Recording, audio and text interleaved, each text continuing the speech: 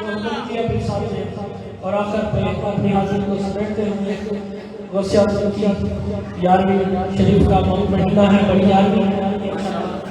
एक एक शेर में दोनों की हाजिरी इंशाअल्लाह मुकम्मल।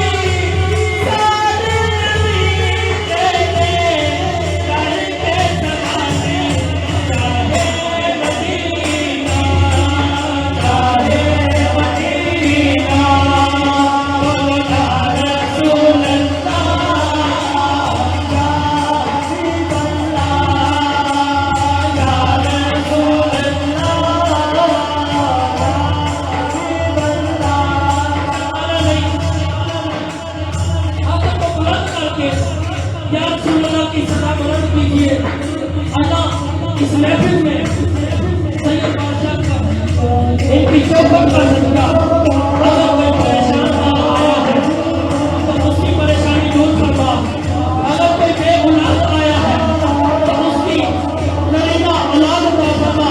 जमाने की तरह